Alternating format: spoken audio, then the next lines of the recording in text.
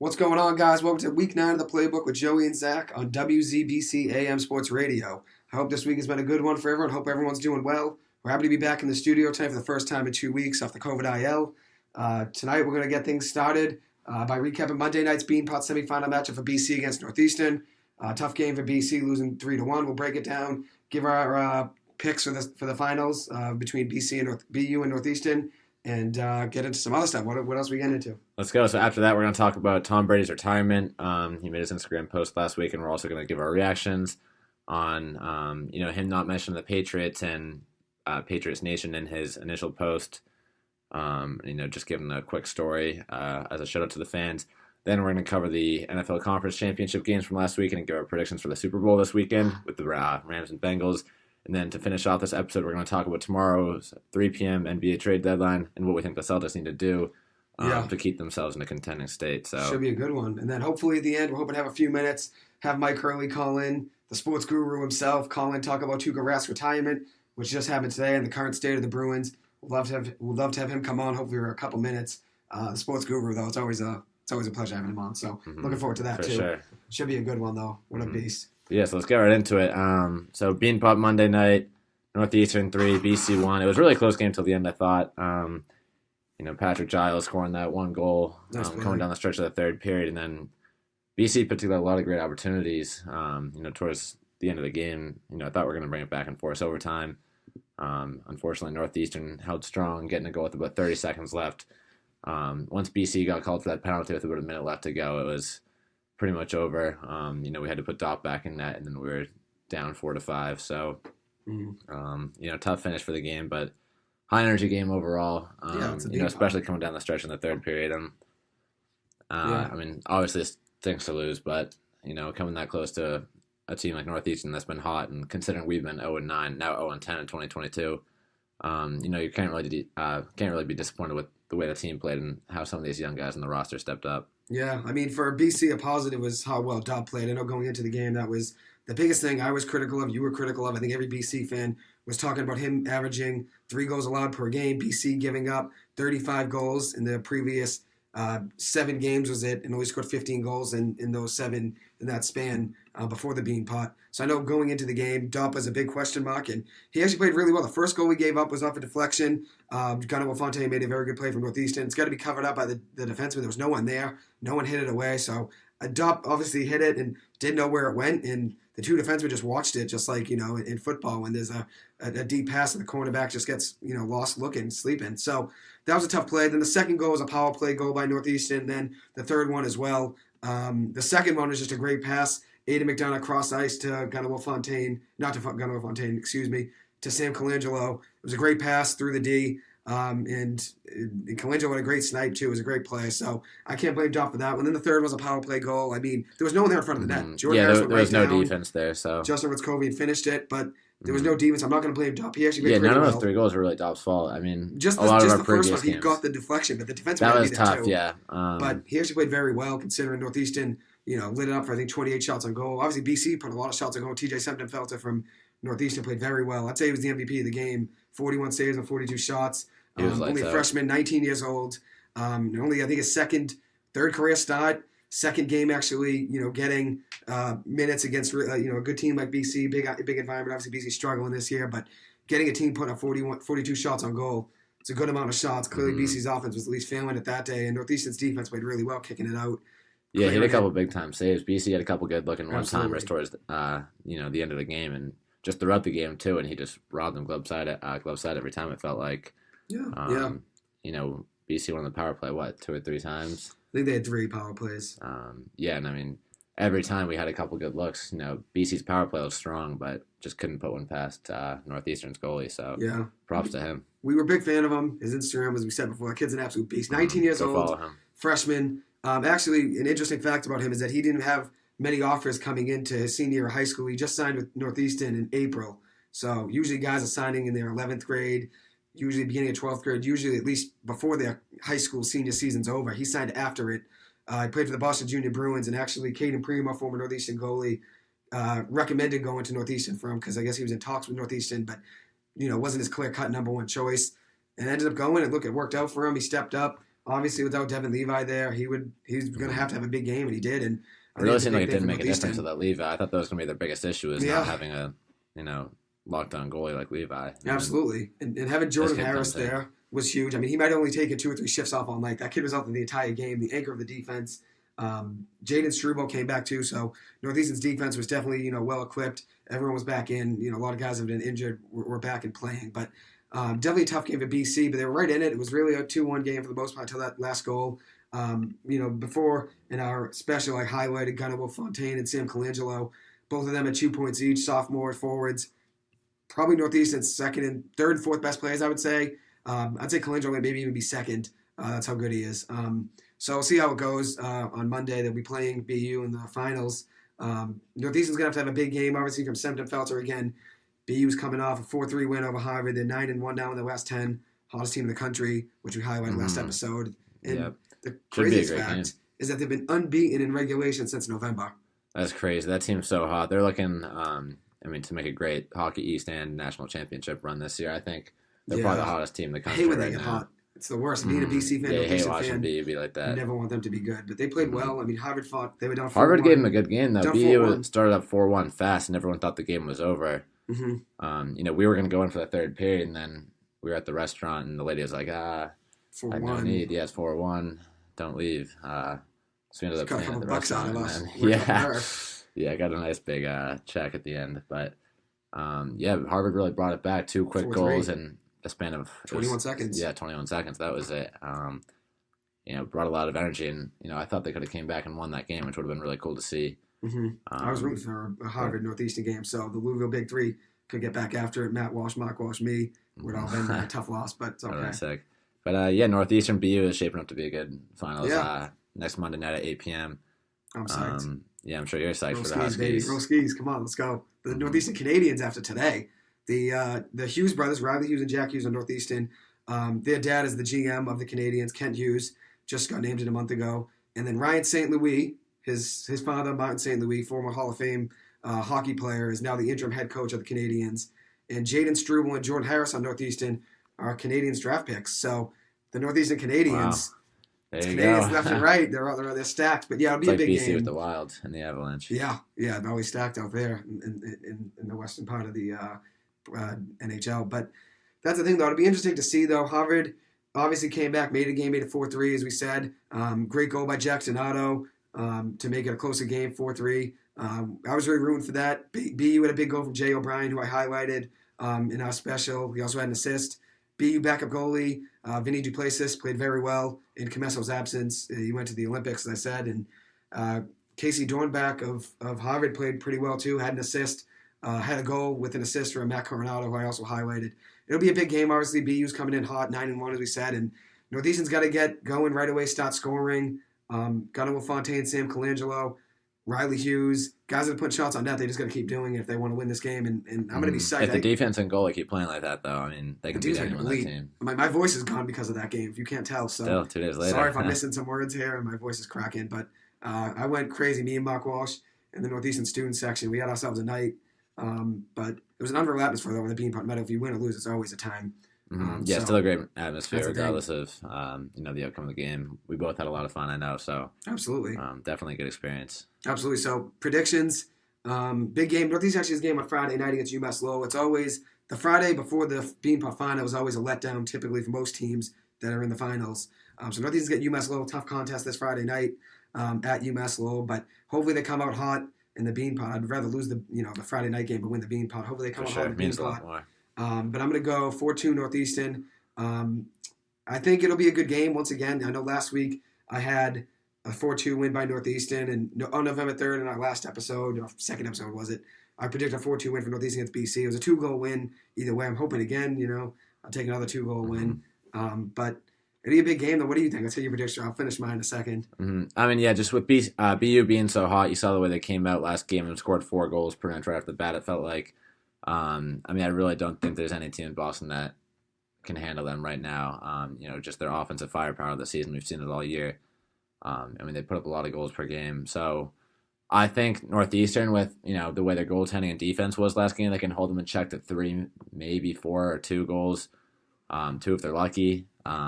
but it's just going to be too much to handle, and I don't think Northeastern's going to be able to put in enough scoring past that defense. So I'm going to go 3-2 BU.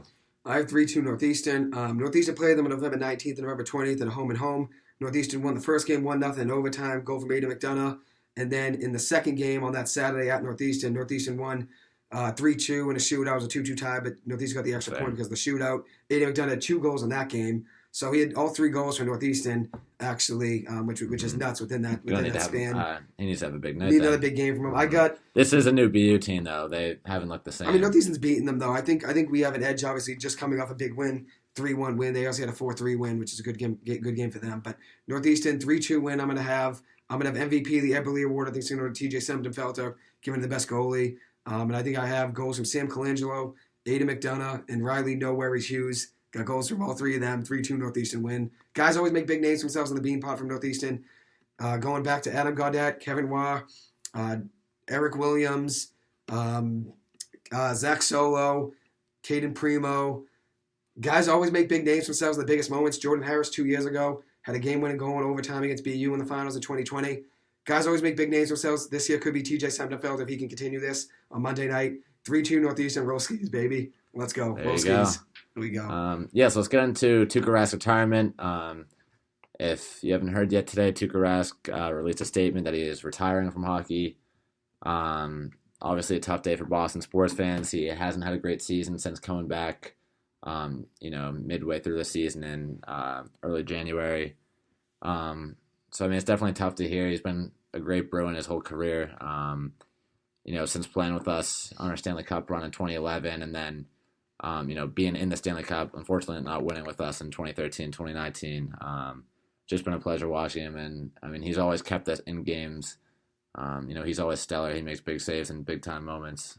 So definitely sad to see him retire, but, happy for him in a way, too. Yeah, I mean, he tried to come back after the hip surgery. Obviously, it was going to be a long process. He gave it a shot. All respect in the world for giving it one more shot, at another cup run. Obviously, it didn't end the way he wanted it to, but I'm happy he at least went out on his own terms. Obviously, the injury was tough, but he came to the conclusion mid-season that this was the best option, and I'm happy for him. After 15 years, the 2013 Vezina winner, obviously won in 2011, like you said. He had a great career, and he brought us on a couple big runs, and obviously it didn't work out the end of his career, and I wish we won more. It does I know to he wishes we won more, but he's a legend at the end of the day. Mike Hurley will be coming on later on, hopefully give us his opinion on that.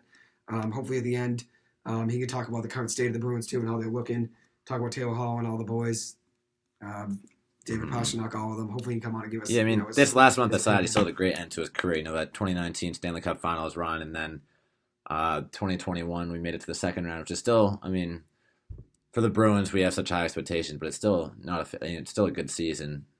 Just even making it that far and losing a tough series against the Islanders. So I think a lot of people are going to look at these last few weeks and say, oh, he really ended his career on a bad note, but it was really just those few weeks. And I really hope that doesn't overshadow the way he's played the last couple of years. Yeah, no, it was definitely tough. I'm happy at least gave it another run. As we said, things didn't work out. But at the end of the day, obviously, Swayman was playing well this season, and that was another thing. I mean, Swayman lost all his minutes after, we said Tuukka was coming back, and Swayman ended up getting sent down to the AHL, which was tough for a guy that was, getting in the groove right before they sent him down. But here's the thing. At the end of the day, obviously he had a great career, and I'm hoping, wishing nothing but the best for him. Hopefully he can take some time with his family and be with him now that, his playing career was 2004 to 2022, so that's 18, 19 years professionally. He's 34 years old, so not even, midway through his 30s yet, almost 35. So hopefully things work out for him. Wishing him nothing but the best. Former first-round pick by the Toronto Maple Leafs. Happy the Bruins traded for him, and I'm happy he was a B. Obviously things didn't work out in the end, but still got us the Stanley Cup and brought us to a couple of them, so at the end of the day, can't complain. Still a great career, yeah. Hopefully a Hall of Famer should be. I'm definitely in Boston for sure. So, so actually, since we haven't had an episode in 2 weeks, we want to talk about Tom Brady's retirement a little bit. Yeah, big. Since we were gone. So, yeah. Honestly, I wasn't too surprised that he retired. I felt like, after the Bucs lost that game to the Rams in the divisional round, Tom Brady made that post on his Instagram, just please give me my space right now. Just I need time to think with the season. The last time he said that was after the Pats lost to the Titans 2 years ago, and he ended up leaving for the Bucs. So I kind of knew something was coming. And it just felt like the right time, too. It seemed like the Bucs were so close to winning a Super Bowl this year, but the only way they could get better next year is if Godwin stays healthy, and that's assuming everyone on their team who, everyone's getting older, keeps playing at that high of a level. I really don't think the Bucs would have won a Super Bowl again. I think Brady realized that. I think Giselle wanted him to retire. I think Brady wanted to be with his kids more as well. The move was obviously, moves people a little bit, but I wasn't super surprised. Obviously, watching football is not going to be the same anymore. It's such a great career. Mm-hmm. That's it. Yeah, it's just not the same. It just feels like they can't be in the NFL with Tom Brady. But, great career, 7 Super Bowls. You really can't beat that. He's definitely the GOAT. I think in everyone's eyes, I really don't see any way that you can debate that like the NBA. But yeah, what are your thoughts? Yeah, I predicted a couple weeks ago now, I predicted he'd retire when my uncle came on. Shout out Unc for coming on and calling in. I predicted he'd retire, but I'm still shocked by it. I thought he was going to retire just by gut feeling, but at the end of the day, you never know they're going to retire until they do it. But as you said, 22 years, 20 years with the Patriots, 2 years with the Bucs, 7 Super Bowls, 3 MVPs. He can't ask for anything more out of a 6th-round pick that came in, with no expectations, probably to be a backup quarterback and do a 6th-round pick. Your expectations are you're going to be a 2nd or 3rd string realistically, and he made a career out of it, obviously, and won 3 MVPs, 7 Super Bowls. Most people drafted that late don't even stick around for more than a few years. 7th quarterback taken in that draft. Obviously, things worked out for him in New England. Things worked out for Belichick. I think they were just perfect for each other, and if he was drafted by another team, I don't know if he'd be the same player, and I don't know if Belichick didn't draft him, he would be the same coach. I think they were just a perfect match, and I think things worked out the way they had to there with them two being matched. But this was the first year I actually had him in fantasy, so I guess I can say his last year in the NFL. I drafted him. First time probably drafted Patriot. I've become a slightly bigger fan. So I drafted him in fantasy. I know my friends were all so shocked. Mike Hurley was shocked, but I said I want to win it this year. He gave me a good run, actually, but McCaffrey's the one that he did have a good year. Really screwed me over. But I drafted Saquon. I didn't do much better. Actually, I got Saquon got auto-picked for me. I doubled down on him. Had some technical difficulties during my high school draft. It happens. So that was tough. Hey, it happens. But I love Saquon. I took him in actually one of my drafts. But our league here, though, I got robbed. I had, what did I have? Now I'm forgetting. In so many leagues, the Jack and Toy league's taking over my mind. Yeah, that was a tough one, too. But we bounced back. Yeah, facts. But yeah, so the one thing about Brady's retirement, spent 20 years with the Patriots, obviously won 6 Super Bowls with them, and he thanked everyone in Tampa Bay's organization, from their fans to the support staff to his teammates to his coaches, all the way down to the people that work in the parking lot, and then neglected the Patriots in that post, which I wasn't a fan of. I'm not even a Patriots fan, but I didn't like that. I know Patriots fans say, well, he said it in his goodbye post to the Patriots, but that doesn't make it right. A retirement post it was culminates your whole career. It was a whole Instagram post that was 10 slides long. About the Bucs. Each one had paragraphs on it, and, he talked about Bruce Arians, his teammates in the Bucs, the Tampa Bay fans. Down to the people that worked in the dining hall and everything, yeah. Not one word about New England, Pats Nation, anything like that. I didn't like that either, and I'm not a Patriots fan. It does leave a bitter taste in your mouth a little bit. And then he did make a story post, which, only lasts for 24 hours after that, just True. Like a repost of something that the Patriots posted, and he just said something along the lines of, "Love you, Patriots Nation," with a heart. That's tough to see. At least him and the fans, you can say what you want about him and Belichick, but Brady and the New England Patriot fans, they don't have a bad relationship at all. Even when Brady left, no one was booing him or anything. It was just all love, and it always has been with him. So, yeah. Obviously I was hoping for a little bit more with his retirement post, and I feel like he should have showed out at least the fans and, New England just, he treated us well, and I feel like we treated him well too. So, yeah. It sucked to see that. I wasn't a fan of that. I'm not a Patriots fan, as I said. I'm a Giants fan. I think everyone on here knows that. But even from an outside perspective, I think he should have said thank you to the Patriots. Even just a thank you. Just, obviously a paragraph would be nice because the Tampa Bay Bucs got 10 paragraphs, you said. But at least give them a thank you in that post. A story afterwards, I think he did it on purpose because you're not just going to forget the Patriots. You're not going to forget you didn't play that for 20 years. Mm-hmm. Yeah, that was his whole career pretty much. I think it was on purpose. 6 out of 7 Super Bowls, 20 years. And I wouldn't be a fan of that if I was a Patriots fan. Patriots fans defended him tooth and nail through Spygate, Deflategate, followed him down to Tampa Bay and rooted for people who were Bucs fans these last 2 years buying his jerseys. Patriots fans would take a bullet for him. I would take a bullet for Eli Manning myself. Like, you know what I mean? We all have our favorite players and favorite quarterbacks and all that. For sure. But you got to give them a shout out and a thank you. And he didn't retire Patriot either. Maybe that's something to come. Maybe it doesn't seem like it is. I think he's just retiring a bucket. Yeah, I don't think it's something to come at all. Why would you not retire Patriot? Even if you and Belichick weren't the best of friends, bury the hatchet, call it a day, and they never talked to me again. Him and Kraft are still great friends, that's too, what I'm saying, which is odd. yeah. So, he's got the fans and the coach. Exactly. And most of the players, too, that he, played up there. Julian Edelman, Gronk, Devin McCourty. A lot of those staple Patriot guys are, they're still great friends, them and Brady. So he's still well connected to New England. It's just odd all around. I get the whole Bill Belichick thing. But even then, he still reposted a story and just called Bill Belichick the greatest coach. So it is just odd the way he went about it. Yeah, I don't get it. Definitely a little bit of shade. Because, obviously he looked it over probably 100 times himself, that post, and, had so many other people look at it. So he knew what he was doing and not including the Pats. But, then again, he did include us in, his farewell to New England speech and everything. So personally, I'm not really upset about it. I wish he included us, but it really doesn't change my mind of him at all. At the end of the day, a retirement post does culminate your entire career. From the day you drafted to the day you retire, everything's within that. Obviously, 20 years with the Patriots. Not saying thank you to them and the fans. Don't say thank you to Belichick. Just say thank you to the fans if you want. And once again, I'm offended by it. I'm not a Patriots fan. I just think that's the only right thing to do. This is the same guy that didn't shake Nick Foles' hand or Eli Manning's hand after both Super Bowls. So maybe he just has an entitlement to him and just feels like he doesn't have to thank you guys because he handed you 6 Super Bowls, so I don't have to say thank you. I think that might be his mindset. I don't like that at all. I like my guys stand up. Didn't shake Eli's hand either Super Bowl. I don't care if Eli lost. I would love Eli to go over and shake his hand. That's just the right thing to do. As a man, as a player, as a quarterback, as a leader, that's the right thing to do, and he didn't. So it actually doesn't surprise me, I guess, now I think of it. Still, you can't put anyone in check when they're the greatest quarterback of all time. Greatest player of all time, 7 Super Bowls. So when it's man-to-man, quarterback to quarterback, do, you know what I mean? Leader to leader. I think you would shake the guy's hand no matter if you win or lose. I just think it's the right thing to do. Richard Sherman talked all that smack and the Patriots. I can't change your opinion of him. Richard Sherman went right over to Brady and shook his hand after talking all the smack and run his mouth, for that whole week or that 2-week run. You know what I mean? Doesn't change the way it should be viewed, though, just as a football player. In my player. eyes, as a man, it does change it. But football players shouldn't at all. I think at the end of the day... Still the greatest football player. I don't know. I think you would say thank you, though, no matter what you are. If you're a backup quarterback, you're a starting quarterback. If you have fans like Brady does with the Patriots, obviously he has the probably biggest fan base, the biggest support group in all of the world. Realistically, out of athletes, at least football-wise, that is probably not better than Messi and Ronaldo. It's bigger, it's worldwide. Yeah, fair. Football. He probably should have said thank you, though, but what can you do? He should have, but he made his decision. He did what he did. Doesn't change anything with his career, so... Yeah, I don't like the sportsmanship, though. He never had it, though, regardless, so it's whatever. Anyways, though, moving on. NFC, AFC Championship games were a week and a half ago now.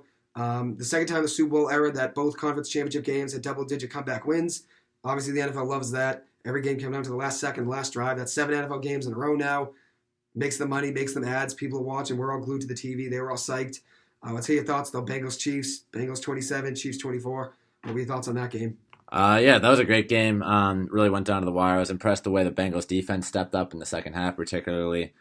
And Patrick Mahomes, too. What a choke in the second half, only getting 1 field goal to tie the game and force overtime. Definitely didn't see that one coming. I thought the Chiefs would win by 10 to 14 points. And when the Chiefs won that coin toss in overtime, I thought that was it again, too. I was kind of bummed because I thought, the Bengals stormed back. What was the score at halftime?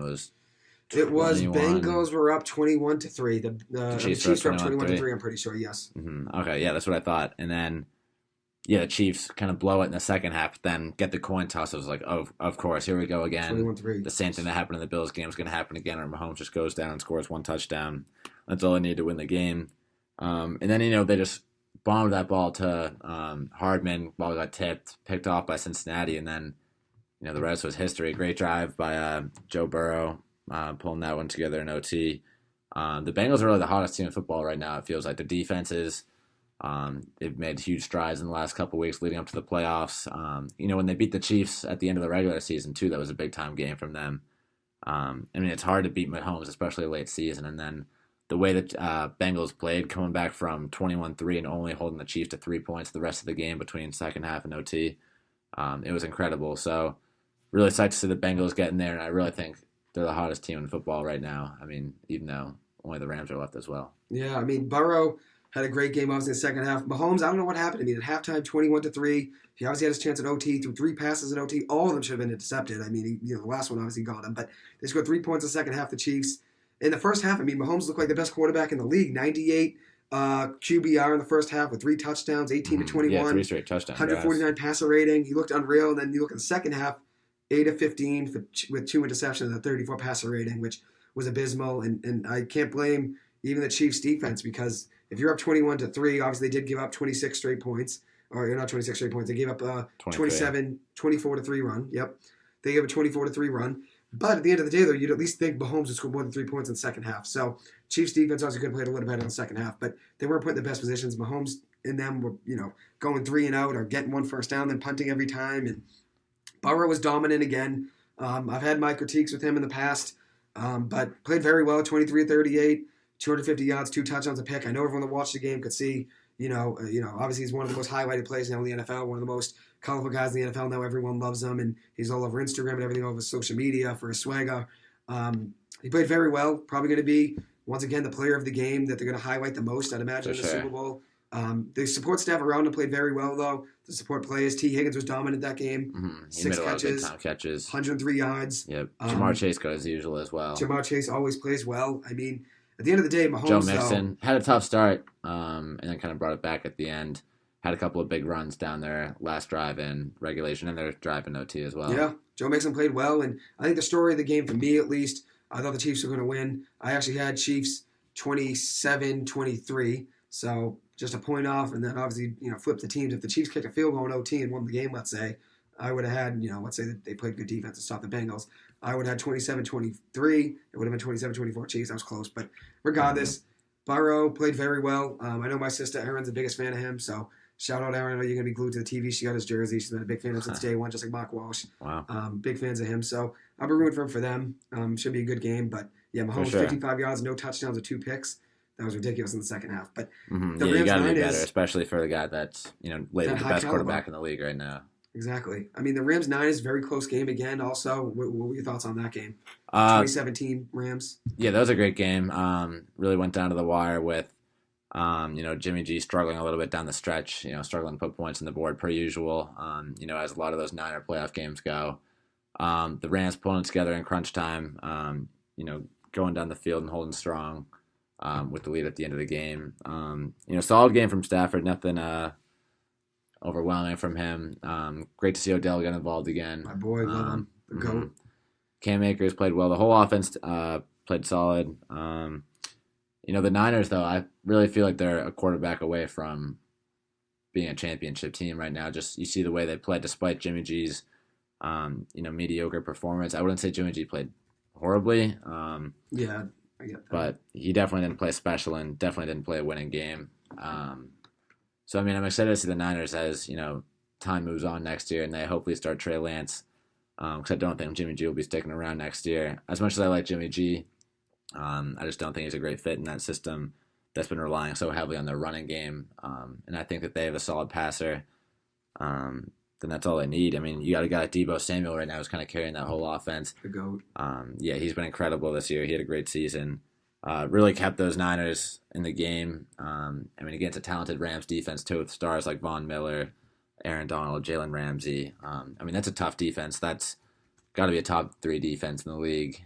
Definitely. Superstar-wise, is just nuts. Mm-hmm. Ramsey, Donald, Von Miller. Yeah, they got 3 of the biggest, maybe 3 out of the 5 biggest defensive names in the NFL. Definitely left, too. T.J. Watt maybe to that list. And T.J. Watt, very good. This last year, there were other guys that broke out. I really like Max Crosby on the Raiders. He doesn't have the 17, 18 sacks, but very good player. Big fan of him. And then the Bucs defense is always stacked. Devin White, unreal. Trying to think of more guys at the top of my head, best defensive players in the NFL. Levante David's very good. It's tough to think of the best, though, when you think top 5 defense. It's always impossible just to pinpoint a guy straight to your head because the Rams obviously got... Yeah, there's so many. I would definitely give Ramsey and Donald... I don't know about Von Miller top 5, but Ramsey and Donald, definitely top 5. So it's just nuts how good they are. I really like a lot of guys that on top 5. Tre'Davious White was hurt this year, obviously towards ACL, but not a top 5 player, but I'd take him any day over most cornerbacks in the NFL. He's unreal. I would too. Just over Ramsey. I'd probably take Ramsey and then Tre'Davious White. Love him. So one day we should do that, though. When the NFL season's over, we'll give top 5 at wide receiver, quarterback, cornerback, safety, all that. I like that, yeah. Yeah, we'll get that for sure. Maybe next week or the week after we can get into that. Absolutely, But let's get into our Super Bowl prediction. So with the Bengals and Rams winning, they're facing off this Sunday night. Super pumped for the game. Who do you think is going to win? It'll be a good one.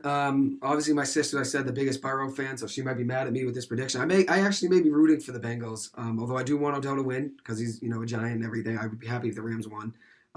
She might be convincing me to root for the Bengals for other reasons, but I'm going to go Rams 30-26. I mean, they played very well in that last game.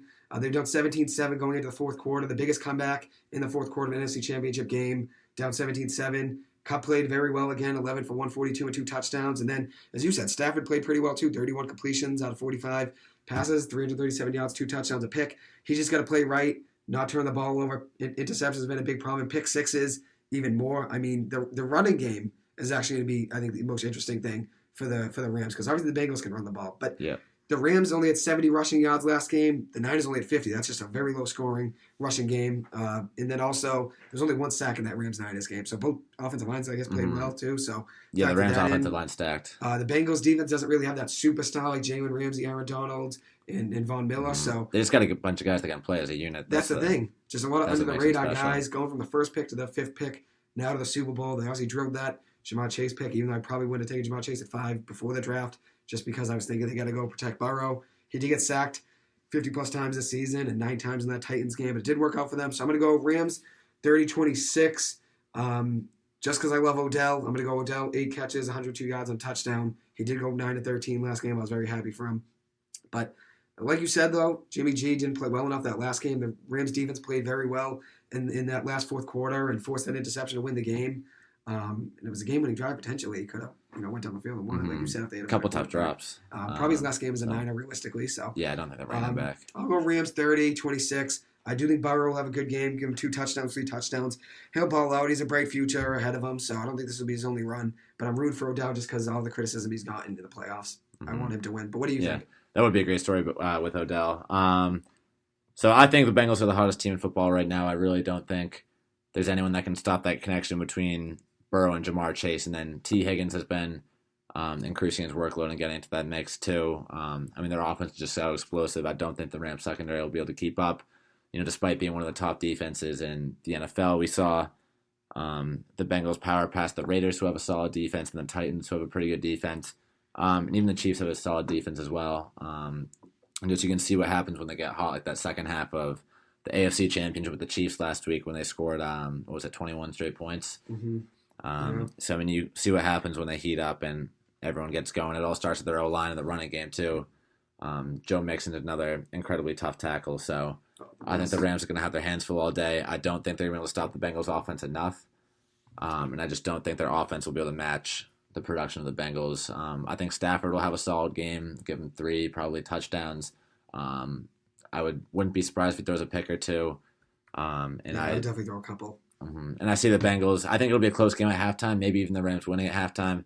But I think because we've seen the last couple weeks, the Bengals always get hot at the right time in the second half of a lot of these close games and pull through at the end. So I'm going to go Bengals 33, Rams 30 on a game-winning field goal from the Bengals. That'd be sick. I mean, I wouldn't mind the Bengals winning. My sister's a big fan, as I said. Obviously, it's a great story. Jamar Chase, Joe Burrow going to the Super Bowl to be in the national championship together. It's a great story. Them making it, and obviously Burrow. Yeah, Joe Burrow will be the first one ever for a Heisman national championship and Super Bowl in the second year too. I mean, that's the thing. It's a great story because it's obviously the LA Rams at SoFi Stadium. Their second year in the stadium. They're the home team, superstar team, stacked. Then you got the Bengals, an underdog story who just had the 5th pick in this draft 2 years ago, the first pick, make the Super Bowl without that superstar player on defense. Not really even that many superstar players on offense. Burrow had a very great year, and so did Jamar Chase, but they don't, and Joe Mixon as well. But that defense doesn't have that superstar player that most teams that make a Super Bowl run, usually have. Usually have at least one guy. It is a big-time underdog story, but just the way that units looked. And I would say they have guys not quite superstar status, but a guy like Von Bell, he's been great all year. Very good, yeah, very good. I think he's a little bit underrated. Player. I think he deserves to be in that, kind of solid NFL player. Emerging superstar conversation.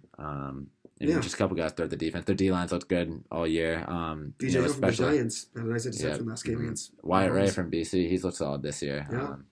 He's gotten a couple of snaps. Not an Eli Apple guy, though, but everyone else. Yeah, I know you're not big on him. he doesn't like the Giants. I don't like they got to Mahomes pretty well in the second half of the AFC Championship, bringing him down for a couple sacks and pressuring him a lot and forcing him to go on the run and make tough plays. So props to that defense, and I think Stafford is definitely an easier cover than Mahomes. That's no secret. So I think if the defense locks in. You said it best. Stafford probably throw a couple picks. I think Stafford probably go 325 yards, probably two touchdowns and a pick, realistically, and hopefully that pick isn't, costly for him in that case because he usually throws a pick every game just about. He loves throwing the ball. I mean, I get it. I love throwing the ball too. Yeah.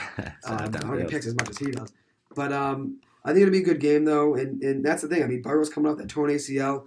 It's kind of like a superstar team in the Rams versus that underdog Hollywood type of story because, I mean, they went from the 5th pick. No one had them winning. My dad said today they were 200-1 to win the Super Bowl before the season. So if you bet $100, you'd be coming back with $20,000, which is nuts.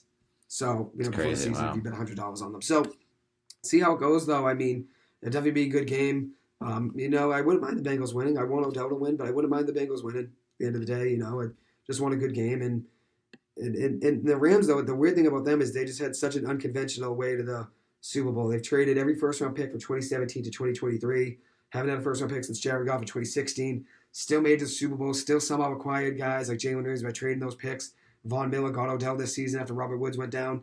To replace him, got Odell. And see how it goes. It'll be a good game, though. I'm excited. I got 30-26, 33-30. Should be a good game. We'll write that down and talk about it next week. Should be a good one. Give me heads on the toss. All right. On the prop, but it'll be a good game. Orange I'm psyched. Should be a good one. Yeah, it should be great. Can't wait for it. 20 minutes left, so let's get into NBA trade deadline talk. We might try to get Mike Hurley in the last few minutes. Yeah. I think we'll probably go to about 8:05 just because we start at 7:05. So hopefully we get Mike Hurley in for the last few minutes to talk about the Bruins. But yeah, let's talk NBA trade talk. Let's go. So let's start with yesterday. There was a blockbuster trade between the Pelicans and Blazers. This one really shocks me from the Blazers side. So the Pelicans sent C.J. McCollum along with Larry Nance and Tony Snell to the Pelicans for Josh Hart, Thomas Satoransky, Nickeil Alexander-Walker, Didi Louzada, and a future first and second. Actually, 2 seconds. I was really surprised with that move from the Blazers' perspective. They've still been adamant on the fact that they want to build around Dame. But trading away your second star for a bunch of young guys who aren't really ready to contribute to an NBA championship team yet is just mind-boggling unless they want to go in for a whole rebuild right now. And then they actually just traded Nickeil Alexander-Walker in a 3-team deal and got Joe Ingles in return, which was even more absolutely ridiculous to me. I don't know why they would do that. I love that guy. Joe Ingles is out for the year. She's a big fan of him. We love him. I like him, but I mean, you go from C.J. McCollum to Joe Ingles as your Robin for that team. That's, Yeah, he probably has a smaller contract, I'd imagine. It's probably part of it, but... He does. His contract is expiring, so they're doing it for a little bit of cap flexibility. But that's probably it. I mean, they've been trying to build. The whole organization keeps saying they're trying to build around Dame and build a championship team, but I think this is it. They're just wasting Dame's career at this point, really. 'Cause he's so talented, and I mean, he has no one around him. It's just his second best player on that team went from, C.J. McCollum, who could be a secondary piece on a championship team, to Joe Ingles. Absolutely. So that's tough to see. Couple of big trades, though. Karis LeVert going to the Pacers. Karis LeVert going to the Cavs, actually, from the Pacers. There you go. And then today there was another trade. Yesterday. Oh, yeah, yesterday. Buddy Hield to the Pacers. Tyrese Halliburton to the Pacers. And Tristan Thompson to the Pacers in exchange for Domantas Sabonis, Jeremy Lamb, and Justin Holiday. I love Buddy Hield. I love that duo, De'Aaron Fox and Buddy Hield. I actually met Buddy Hield, very nice guy. Signed an autograph, me even got a picture with him. It was really nice. He actually came out of the bus or whatever, and came back to sign things with people. He was a great guy. I'm a big fan of him. But I think it might have been time just for him to get a change of scenery. Mm-hmm. He's got a big contract too, so obviously the Kings want to create some flexibility since they have too many guards. They want to obviously try to get some bigger guys. Obviously, Domantas Sabonis, they want guys that are front court guys. So tough trade, I guess. In the case of trading Tyrese Halliburton too, he's averaged 18 points per game in the last 25 games. Young star. I wouldn't say he's going to be a superstar in the NBA. He's definitely going to be a star. Trading him's tough, but maybe they just saw Sabonis is the need, and Halliburton was probably the cost because you probably couldn't trade Davion Mitchell for him. The Kings were going to trade De'Aaron Mitchell for him. And they said they'd trade De'Aaron. I don't think they'd do it. If they did, it might be better for him just to get a change of scenery. I do love the Kings for him, though. I don't know what I'd do in that case, but I get too much. I think the Kings organization must really be buying into that De'Aaron and Domantas Sabonis fit. Maybe they think those two can win a championship together. I do think they're definitely two upper-level players. Yeah, and I think they could maybe make a solid duo. And, I mean, if they fit well together and can figure out how to score, and, I mean, they're both great defenders as well. So we'll see what happens with that. And I mean, I honestly like the move for both sides. Obviously, if I'm Sacramento, I wouldn't want to give up Halliburton. Yeah, but getting a player like Sabonis that can help you get into the winning conversation now. I mean, they're still a little bit of a ways from that. Yeah. But it's definitely a move in the right direction. Then for the Pacers, too, where you're kind of just looking to rebuild. Get cap space. Mm-hmm. Yeah, and get some cap space. Halliburton's making for a young rookie team. contract, so he's getting nothing. He's probably getting, $4 million, $3 million, whatever he's getting. It's nothing. And that's the thing. I mean, there's a lot of guys in. I think getting two good young pieces. Save some money, Mm-hmm. He'll getting up to that veteran status, actually, which is already crazy to think about. But, getting two solid pieces in, Hield and Halliburton, that'll be kind of cornerstones at guard for the future for that team. I really like that move for them. I love Hield. Just getting younger. And now, actually, with that, Halliburton going to the Pacers, Miles Turner said he's wanted to stay, despite all the trade rumors, which I don't really like for the Celtics, but that's kind of a guy I've always wanted to suit up for us. Me too. I've always wanted him.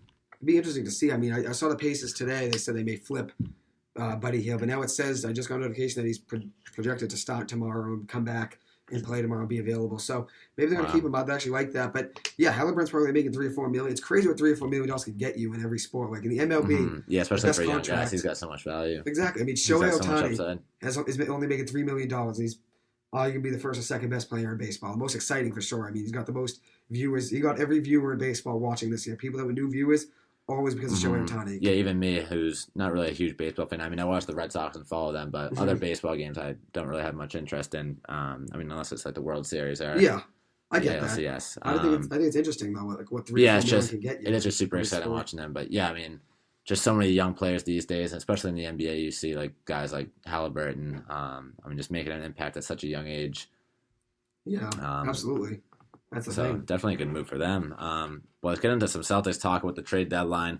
A lot of speculation about what the Celtics are going to do. A lot of people are calling for Dennis Schroeder to be traded just because he's on an expiring contract. Mm-hmm. I wouldn't give him up for a draft pick personally just because I think the way we've been winning 6 games in a row, we're starting to get hot. I think we can go into a win-now mode without sacrificing our future. And I think trading Schroeder is not necessarily a bad idea. I don't really think we need him. But I also think we need to keep the same value in players.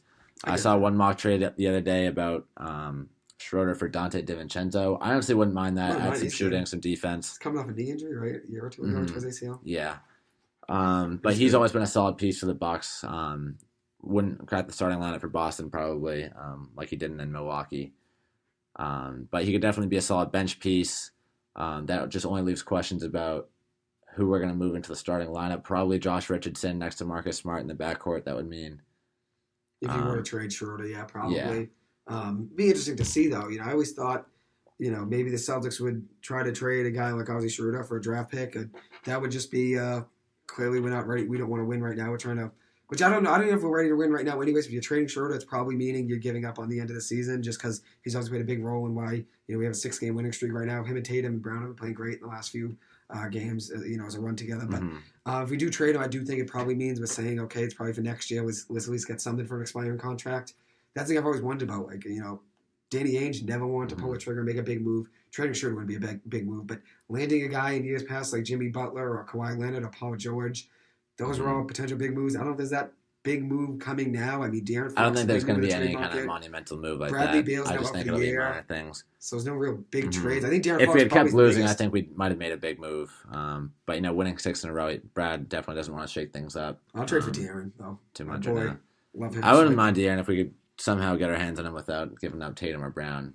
I think that would be a great big 3. You'd probably have to give like 3 first. If you're not going to give those, you probably have 3 first rounders. Romeo Langford, Grant Williams, Neesmith. Probably Schroeder, one of Smart or probably Marcus Smart. You'd have to give like 8 pieces if you're not going to give Jaylen Brown and Tatum. I mean, realistically, you'd probably have to give one of them still because they traded Halliburton. To get De'Aaron, though, I mean, both Tatum and Brown definitely have more trade value than De'Aaron right now. What I'm thinking is if they traded Halliburton, they're probably just saying we're keeping De'Aaron type of thing. That's what I'm thinking. I don't think they're doing a fire sale like they were originally planning on. That's what I'm thinking. Yeah. Another guy I kind of had my eye for the Celtics, too, was Rashawn Holmes, but I think with the moves the Kings just made, I don't really think they're going to be looking to move many more pieces. He's good, just start a total rebuild. He is great. I would love to have him on the Celtics.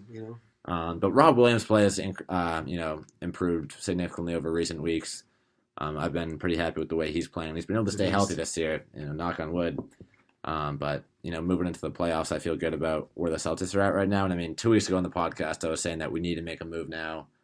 I mean, we're losing to everyone, it felt like. And we'll see, because a lot of the teams we've been beating are, underwhelming. We beat the Nets by almost 30 last night, I want to say. But they didn't have any of their big three. We've been beating teams like the Pistons, Pacers, Hornets. Pelicans, Hawks. Not really anything super impressive. We have a game against the Nuggets Friday night. I think that's going to be a prove-it game for us. Too bad that follows after the trade deadline.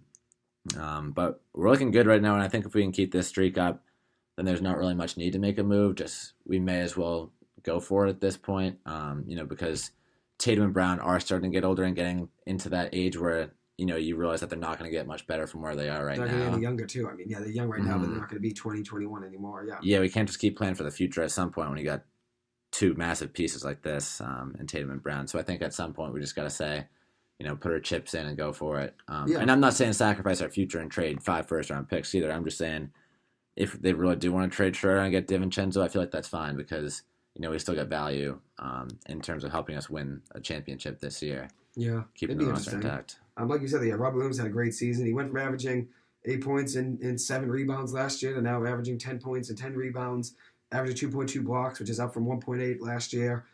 He's about 10 rebounds a night type of guy, usually at least 11, 12, some nights 8. Big double guy. Yeah, he's a great player, very good field goal percentage, 74%. Big piece to build around, as you said. I would build around him. Tatum, Brown, you already know my opinions about Tatum and Brown and all that, not being team players, but Robert Williams I would definitely keep around. One guy I would trade for, which I don't know what the price is because he's a free agent this coming summer, is definitely going to want some money. He's on an expiring contract. Jalen Brunson, point guard, Dallas Mavericks. I'm a fan of him. I don't want his contract. I think he's not making much this year. He's probably like a Schroeder where it's like just a 1 year. Probably left in the deal, just this. And I really don't know if he would add much to. I mean, unless we got him long term, I really don't know if he'd add much to our team over Schroeder right now. The way Schroeder's been playing the last couple of weeks, he started to heat up a little bit and play the way that he was expected to. Brunson's like 20 a night though. That's why I like him. You know what I mean? He can score. He can get some assists. It's like 6 assists a game. I really don't know if a scoring point guard is all we need. They're just after Kemba, Kyrie, now Schroeder. Schroeder's not quite the same scoring point guard, obviously, as Kemba or Kyrie. But if we were to make a move for a different point guard, I'd rather have more of a defensive and playmaking type, almost like a Rondo. I wouldn't want Rondo now, just for the locker room sake and his age. Yeah, we'll see how it goes. I mean, hopefully, if we were to make a move, hopefully it's the right move. See how it goes. I would definitely hold on to a lot of the core pieces. You already know. We've already explained our differences about Tatum and Brown. In our check it out. Christmas special. Definitely look on Spotify. But we'll see how it goes. We got another 10-ish minutes left. Hopefully finish up the Celtics talk. Maybe have Mike Hurley come on, talk some Bruins, Tuukka.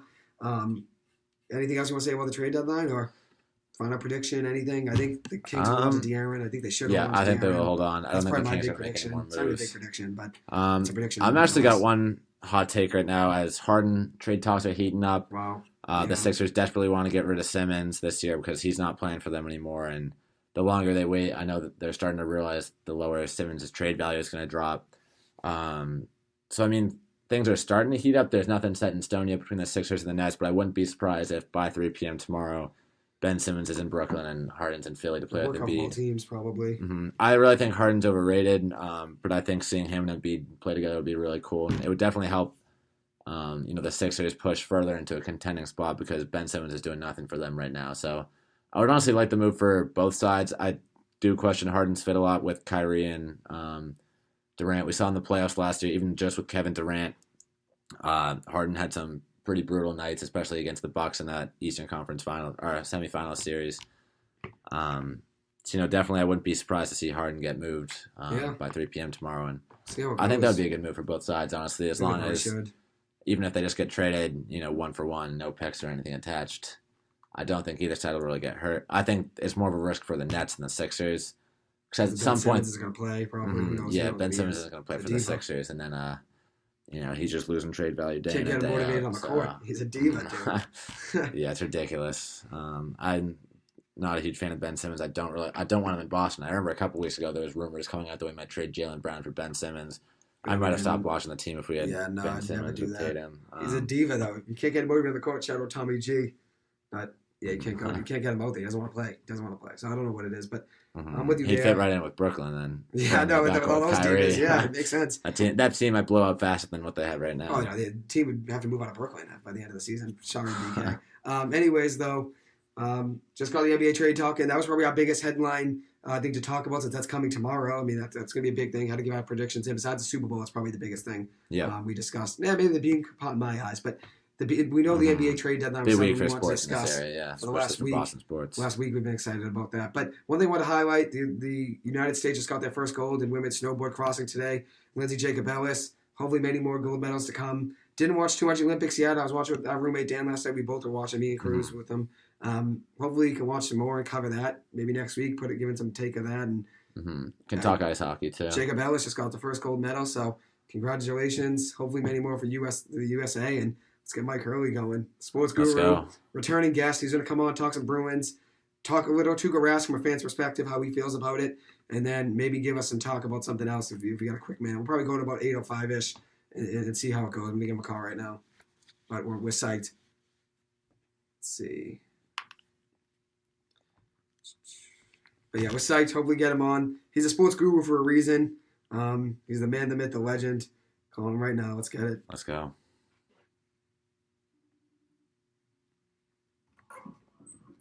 What's going on, Mike? How we doing, Mike, the sports guru? Here he is live, coming back for another run. Hold on, let me get the speaker on, kid. Here we go. Let him go. What'd you say? It's been a little while. I don't think I can do a lightning round. There's too many takes I have to refute. Uh-oh. Oh, here we go. Buried the lead here. Rask retiring. Yes, what do you think? Yeah. Let's hear your opinions. I mean, he was a great player. Statistically, he goes down as, the most wins in franchise history, probably the best save percentage, all that. But he's got the big issue. He couldn't win the big game. I actually went, unfortunately, to Game 7 against the Blues where he let in 2 goals on 4 shots. Completely in the building. I don't even think I got up during intermission. It was just brutal. Yeah, it's depressing. I get that. Yeah, that was a tough end of the series. But I think the game that epitomizes him really is in 2010 when Thomas was out. Rask came in. He was stellar. Bruins go up 3-0 against the Flyers in the Eastern Conference Finals, I think. Or, no, it came before that, divisional. And then the Bruins lose 3 straight. Game 7, we have a 3-goal lead. And then we blow it. I mean, aside from the Flyers breaking David Krejci's wrist. Yeah, that was ridiculous. I know you were pissed about that. Yeah. Yeah, so, I mean, career-wise, I think he's an underachiever. Great stats, underachiever. He's just like Aaron Rodgers and those guys. Uh-oh.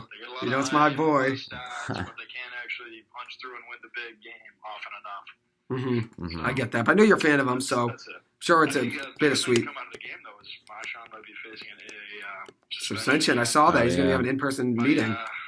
Personal favorite, Bergeron, took a dirty hit. Questionable slew foot there from Crosby. So. I saw that. I didn't like that. Yeah. The slew foot, that's what Jordan Harris got. Casey Carew from BC gave Jordan Harris that in October. I wasn't a fan of that either. I know it's your favorite player, my favorite player. We're talking about the second best player in Bruins history. So. Yeah, and I get that. I get. What are your opinions on the current Bruins state right now? The team. Let's hear a breakdown. Taylor Hall's been playing well. Yeah, he's been playing well, but I think it's more he's feeding off David Pastrnak scoring 30% of the goals since he came back. Had a couple last game, right? Yeah, he's been high. He put a couple in last night. Hall's been decent. He doesn't put the puck in the net enough, I don't think, to warrant his current salary, but we'll see. The thing is, at this point, with Bergeron down, the Bruins are going to have to look and see if they can get a second-line center. I'm hoping they can go get JT Miller from Vancouver Canucks. They're not going to be a playoff team. Oh, yeah, I saw that they may trade him. Yeah, I saw they may trade him. I don't care if they trade DeBrusk, Steen, Studnicka, whatever you're going to do. Trade him. Yeah, that'd be a solid pickup. Go get your boy Gaudette, Mike. Mike Hurley picked up Gaudette in fantasy. He had a couple goals. Last night they took that one away, which was stupid, but Hockey God's been lighting it up. He's my boy. He's a wagon. Gunna Wolf. Gunna wagon. Oh, that's right. Yeah, I mean, I watched that Beanpot game. Tough one for the Eagles there. Yeah, we really brought him back at the end. Two best players over in playing in the Olympics. I was impressed the way the offense played without them. I mean, U.S. versus Canada Friday night. It's gonna be a good game. You guys didn't mention that. We're gonna break that down. We need you to come back on and break it down, kid. I know you'll be taking notes. Yeah, for sure. I know you'll be taking notes. It should be a good game. Because we got Levi on Team Canada. Team Canada, yeah, he's the man. McBain. McBain on Canada. Yeah. McLaughlin and Hellison. Bruins players probably on both teams. Yep, exactly. Yeah, it should be a good one. Stevie Snipes, Stevie Camphor going to be playing for USA. Yeah, I saw that. Yeah, he's one of the NHL vets out there. I love it. Free agent vets. Kenny Agostino was a Providence Bruins player for a while. A couple of games with the Bees. It's where it's at, but it should be a good game. Yeah, I mean, Mike was texting me during the Beanpot. He was saying, even though he's a Bruins, a BC fan, he was saying Gunnar Wagon though. What a beast! He's a dog. He was locked down. 2 points. Mm-hmm. Hey, I had a couple goals from him and Colangelo. They both scored. They're both sophomores, and he's actually a Predators prospect. I think he's in their top 10 actually in their prospect class. He got drafted by them out of high school. He's a beast. I heard you give Kevin Wild a shout out. That was my most memorable Beanpot game. You were there when he scored 4 goals? He scored a couple of goals. He scored 5 straight. Yeah, it was nuts. Northeastern. Guy went on a run. He won the MVP without even Northeastern winning, which is like the first time that I think it's ever happened, or at least first time in years. You don't want to win that award, though. You don't want to be MVP on a losing effort. Hey, it's not his fault, though. He played very well. Northeastern didn't have the goalies they have now. I mean, Caden Primo, Craig Pantano, this last year. Levi's played well this year. Semtenfelter. Yeah, he's a beast. He stepped up big time. Semty. Gunnar Wagon, though. Yeah, guy's a beast. I love Fontaine. But the Bruins guy, Kuntar for BC, he looked pretty good. He played well. He was lighting it up. Yeah, he did. He's been solid this season. Yeah, I mean, hasn't had like as great of a season as I'd hoped. I mean, just with BC in general, the whole offense has been a little bit stagnant. But I think hockey, though, you get young prospects. It's not necessarily the stats; it's more like how they look on the ice. It seems like he's got some strength. He's pretty good holding on to pucks in tough areas. So yeah, he's had his moments definitely. If he's going to be in the development camps with the big Bruins, you got to at least hold your own. Yeah, true. Yeah, he had a couple big plays over the summer. I remember the Bruins were posting a couple of his videos. He had this one nasty move and scored a goal against one of the big guys, which is cool to see. Yeah, he's good. He's only 19 too. Think about Anders Bjork, right? He was breaking records. He was double shifted at Notre Dame. Oh yeah. Against BC when Notre Dame was in Hockey East for a little bit there, and couple they years, came into BC. I think BC was ranked number 1, and they beat him 2 out of 3 games. Put up some good numbers too. So Bjork, the when he goat. was on the Bruins, look, he couldn't get the same time and space. He wasn't putting up the numbers, and they had to trade him. It's true, yeah. I know he ended up playing well too. But what are your predictions in the Beanpot though? Finals, BU Northeastern. What do we think? TJ Semdenfelder, 41 saves. Goalie looked good. I mean, if he plays like that again, I don't see. He's 19 too. I mean, what a he goalie stepped up factory. big time. I thought it is college kids. There's a lot of 19-year-olds out there. Jerry Keefe though. I thought you guys were going to be in big trouble with that Levi. Yeah, but the Levi's tough. I mean, hey, Northeastern. Think about this though. Jerry Keefe is the head coach now. He's had a great season coaching. But Jim Madigan really is one of the best recruiters in college hockey. Look at the stacked line we've had, though. That's not good. Happens. He's getting heated. But look at the stacked line we've had, though. I mean, all around. Aiden McDonough, Jordan Harris, both of my favorite players right there. Fontaine, we've highlighted. McDonough, the one play, nice assist on that power play goal. He was a little quiet. BC plays a good puck possession game. Jerry York, he always has a good puck possession game. They controlled plays in that first half of the first period. Yeah, no, you're right. Should be a good one, though. Hopefully, we'll see how that goes. But 45 pucks on net, but only coming away with 1 goal. You're right. You're right. True. I mean, hey, Semdenfelder played great. BC was lighting it up. Kuntar had a lot of shots on goal. Giles had a lot of shots on goal. And Brozier had a lot of shots on goal. Casey Carew even almost scored. Yeah, what was it? 41 shots? I mean, 42. The offense played great in the absence of McLaughlin and Nick Bain, I thought. Yeah. I thought we'd have nothing going. Yeah. It's getting me swearing. It's my first swear on there. It's not good. Power play at some point in the third period, they didn't capitalize on it, right? They didn't look as crisp as that Northeastern one. So. Yeah, they had a couple good-looking one-timers, though. We got in transition a couple times, and I thought we had a couple good opportunities to score. Yeah, definitely. But, yeah, Northeastern goalie held it down. So you got Northeastern winning? On the power play, they keep it in the zone for the full 2 minutes, zipping the puck around. Maybe back when Gaudreau was there. I know, they need him. They need him again. But hey, Jordan Harris played great. My favorite player. He played awesome, and Northeastern's defense is always playing well. But yeah, give me a score prediction real quick. Let's hear it. Oh, for the Beanpot? Yeah. Yep. Maybe 3-1 Northeastern. Let's go. All right, he's on the train. Let's go. And hey, one more thing. It looks that way. That goal was good. If he doesn't show up, I mean, you could be seeing maybe 3-2 BU. Yeah, I don't know. That was my prediction. 3-2 BU. I'm hoping not. Solid forecheck, back check. I'm hoping not. But hey, let me hear one more thing though. The MLB just got rid of their steroid testing. The agreement just ended. Probably won't be there this time. By the time the season comes around, obviously MLB's still in a lockout. What are your opinions on Barry Bonds getting in? Bazo. Oh, Big Bazo. I think he should have got in because how can you tell the story of that era of baseball without Barry Bonds, right? Yeah, you're right. And now steroids out. Steroid testing's out. Bonds never actually tested positive for steroids. Nope. Basically juiced him and Clemens too. Maguire, Sosa, yeah. I mean, what was it? Ortiz, he actually got popped. Yeah. Oh, yeah. They got him in. So it's a lot more about the personality, right? Because there was lawsuits, I think, with. Yeah, and Bonds fought it too. Davey Ortiz just kind of accepted everything and all the speculation. So Bonds fought it. Manny gets in, but I don't know, he's probably on the outside looking in, him and A-Rod. Yeah. But Manny won some championships. I mean, he's the GOAT. Terrific. I mean, Ortiz. Love Manny. It's your boy. Manny. They're not winning those World Series. That's your boy. But anyways, Michael, thank you so much for coming on. We appreciate it. Thanks Always a pleasure. The sports guru, Mike Hurley, once again. He's going to come on next week. We need to hear more. Did not need to retire a Patriot. He definitely needs to retire a Patriot. He's going to have number retirement statues. He's going to have plenty of days over at Gillette Stadium. They'll rename it Brady Stadium. He doesn't need to, on his retirement day, suddenly go work for a marketing stint with the Patriots. They didn't sign him. They should have kept him the whole time. Well, it's because you love him. You're going to say that they didn't have to retire a Patriot. Come on, give me a break. You know he should have. He's gonna be. It's not like he went to Tampa Bay and did nothing either. One-day contract, Brady. Sell him. Why not? It's not like Paul Pierce, where Paul Pierce just kind of bounced around the league for a few years and then didn't really Paul do Pierce much is else. different, but Brady still won a Super Bowl, so it's a little bit different. I know it's your boy now, so you can defend It's a him. formality. Everyone knows he's a Patriots. Yeah. He's a Patriots player. I knew you'd defend him. Patriot. You take a bullet from him just like I would for Eli. It makes sense. Yeah. It makes sense. But hey, thanks so much for coming on, Mike. We appreciate it. The sports guru once again. He's going to come on next week. Maybe talk Olympics hockey, talk some Bruins again. Maybe For talk sure. about Marchand's suspension if it were to happen. Yeah, we need some takes. Really quick, Super Bowl score. That's Fire it. 'em Last off. thing. Super Bowl score. Give us it.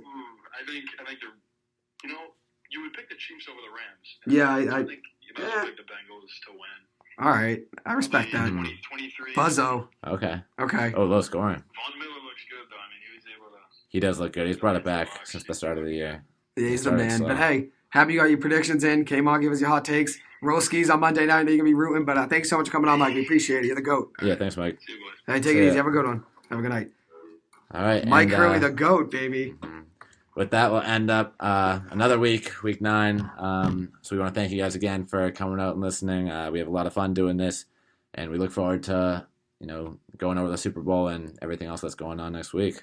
Yeah, it should be a good one. We'll be back on next Wednesday night, February 16th, 8 o'clock. Hopefully recap the Beanpot game, the NBA trade deadline, give our talks of the Super Bowl recap, see what happened in that game. Hopefully a good one. We're all excited for that. Really quick before we finish, just want to give a quick shout out to my boy Eduardo, works the front desk at 2000 Com Ave where we live. He's the absolute GOAT. Guy's a legend. He is. The best person that works at BC, clear cut number one. BC's lucky to have him. Really is the GOAT. Every single conversation I have with him gets better and better. We love that guy. He's the GOAT. For sure. But Shout thank out you to so much for Eduardo. listening, Eduardo. He listened tonight. He was texting me, giving me his he was laughing, giving me his laughter about me saying I take a bullet for Eli. I loved it. Hey, you're the man, Eduardo. Thank you so much for listening. Thank you to my family and friends ever listening. Thank you to Mike Hurley for coming on too. Yep. Thank you, Mike. Always a pleasure to be back on next week, 7 o'clock, as I said, Wednesday night, February 16th. Come back, hopefully some hot takes for the rest of the NBA season after the trade deadline, see what the Celtics do. We'll go from there. But thank you guys. Have a great week. End of the week. Have a great weekend. Enjoy the Super Bowl. Stay safe. Stay well. And have a good one.